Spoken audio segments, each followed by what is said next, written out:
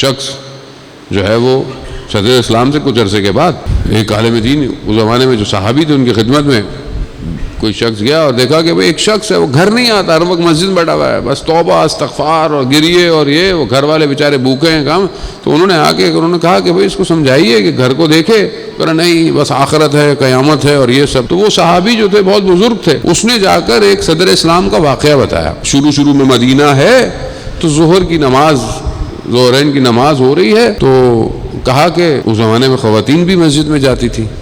تو کہا کہ ہم مسجد میں نماز پڑھنے گئے تو ایک چھوٹا سا بچہ نومولود ماں کے ساتھ آیا، وہ لے کر آئی. تو سورج کی ظاہر ہے ظہر کی طرف سورج اپنے جو ہے وہ موومنٹ کر رہا ہوتا ہے. تو ابھی نماز 2 رکعت ہوئی تھی تو سورج کی جو کرنیں ہیں اس بچے کے اوپر پڑنا شروع ہو گئی. جیسے ہی پڑھی بچے نے رونا شروع کر دیا، گریا شروع کر دیا. رسول خدا نے نماز کو تیزی سے ختم کر دیا بچے کے رونے کی وجہ سے. یعنی اسلام یہ ہے.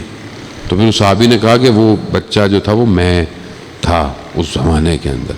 عزیزان محترم، اسلام پورا پیکیج ہے. گھر میں کوئی راضی نہیں ہے، آپ جو ہے وہ لمبی تسبیحیں پڑھ رہے ہیں، کیا کریں گے اس کا؟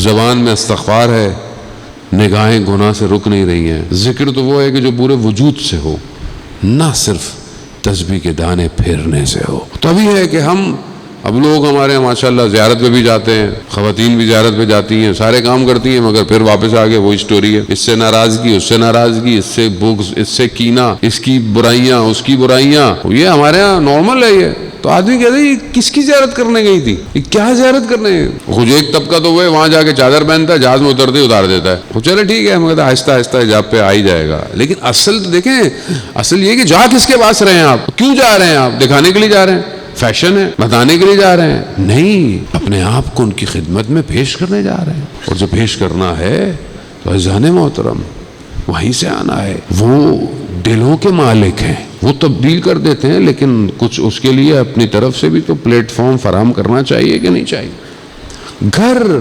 ایسا ہو. پہلی شادی کی رات گزری، دوسرے دن مولا کائنات سے رسول خدا پوچھ رہے ہیں علی فاطمہ کو کیسا پایا؟ کہا یا رسول اللہ میں نے اللہ کی عبادت میں مددگار پایا.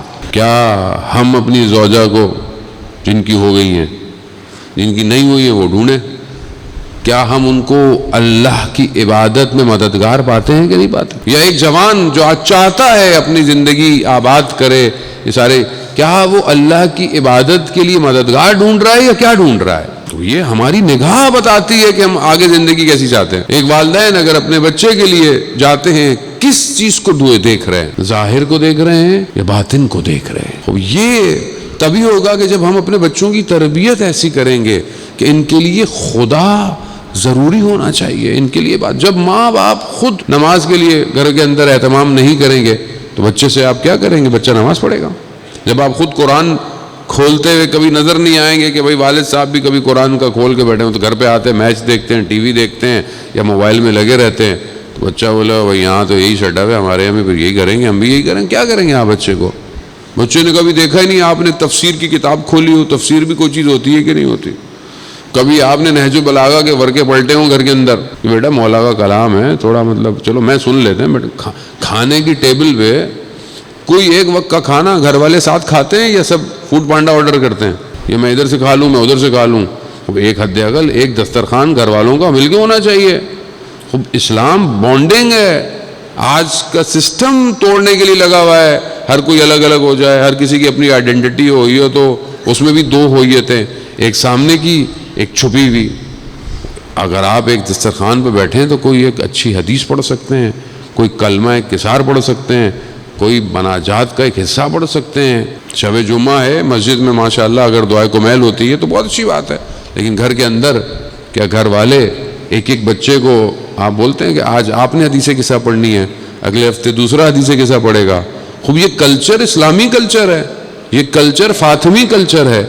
تو کیا یہ ہمارے گھر میں ہے یا نہیں ہے؟ جبکہ جو بھی مسجد نبوی میں ہوتا تھا خود رسول خدا روز آ کر اپنی بیٹی کو بتاتے تھے کہ کون سی آج صورت نازل ہوئی، آیت نازل ہوئی، کیا وحی ہوا، کیا ہوا، اس کے باوجود بی بی امام حسن سے پوچھتی تھی مسجد میں کیا ہوا، اور آ کر وہ بتاتے تھے کہ آج قرآن کی یہ آیت نازل ہوئی، اور یہ حالانکہ سب جانتے تھے۔ گھر ایسا بنایا جا رہا ہے عزیزان محترم، بچہ آتا ہے، ماں کیا کہتی ہے، یا قرۃ عینی ثمرۃ فؤادی، اے میرے آنکھوں کی ٹھنڈک۔ اب ہم اپنے بچے کو آنکھوں کی ٹھنڈک بنا رہے ہیں کہ نہیں بنا رہے؟ ہم تو کہتے ہیں بھاگو یہاں سے نکلو۔